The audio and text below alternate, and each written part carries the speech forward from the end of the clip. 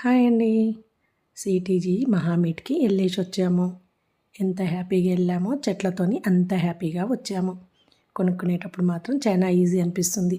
ఏముంది అయ్యి 10 అనిపిస్తాయి. ఇంటికి తెచ్చుకునేటప్పుడు ఉంటుంది అసలు ముచ్చట. ఎందుకంటే 4 అవర్స్ జర్నీ. అక్కడ తీసుకొని ఇంటికి వచ్చే వరకు 7 నుంచి 8 అవర్స్ పడుతుంది.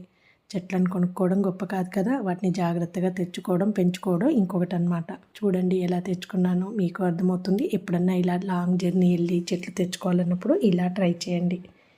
బ్యాగుల కన్నా కవర్ బెటర్ అనమాట. కవర్లో ఏంటంటే ఆ తేమ అనేది అలానే ఉంటుంది. వెళ్ళేటప్పుడే ఒక పెద్దది కాటన్ క్లాత్ తీసుకెళ్ళాను.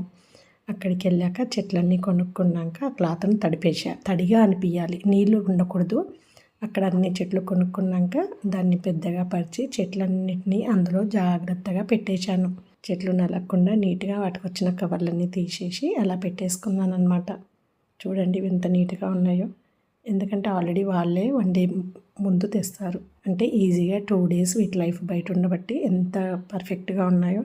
చెట్లు అంత హెల్తీగా ఉండబట్టి అంత పర్ఫెక్ట్గా ఉన్నాయి. ఇవి కాకరకాయ అంటే బొందు కాకరకాయ చెట్లు, బంతి, చామంతులు 30 రకాలు ఓన్లీ 150 రూపాయలే.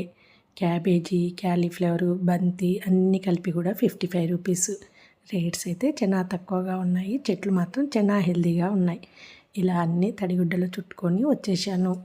మళ్ళీ కింద కూడా ఒక చిన్న టబ్బు పెట్టుకున్నాను. ఎందుకంటే జర్నీలో అటు ఇటు అన్నా కూడా చెట్లు అనేవి పాడవకుండా ఉంటాయి. బలం అనేది టబ్బు మీద పడుతుంది, చెట్ల మీద పడదు. నేను ప్రతి సంవత్సరము మట్టి వినాయకుడిని పెట్టుకుంటాను. కానీ ఈసారి స్పెషల్ సిటీజీ ద్వారా వచ్చింది. వాళ్ళ ఆలోచన నాకు నచ్చిందండి. వినాయక చవితి వస్తుందని ముందుగానే కనీసం 1000-1500 వినాయకుడిని తెప్పించి అందరికీ ఫ్రీగా ఇచ్చారు. అది చాలా గ్రేట్ అండి. అందరూ కూడా మట్టి వినాయకులే పెట్టుకోవాలని నా కోరిక. ఇప్పటికే కాలుష్యం అనేది చాలా పెరిగిపోతుంది. కొన్ని మన చేతులారా చేసుకుంటున్నాము.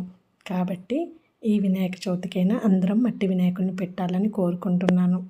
వినాయకుడిని ముందే ఇస్తాము అన్నారు కాబట్టి ఇంటి నుంచి వెళ్ళేటప్పుడే ప్లాస్టిక్ది బాక్స్ తీసుకొని వెళ్ళాను. కరెక్ట్గా సరిపోయింది దానికోసం ఉన్నట్టుగా.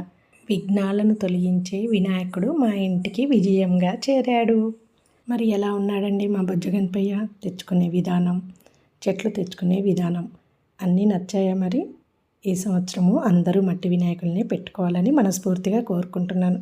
చివరిగా అందరికీ ముందుగా వినాయక చవితి శుభాకాంక్షలు. బోలో గణేష్ మహారాజ్కి జై. పండగ సంతోషంగా జరుపుకోవాలని కోరుకుంటూ ఎప్పట్లాగానే లైక్, షేర్, సబ్స్క్రైబ్.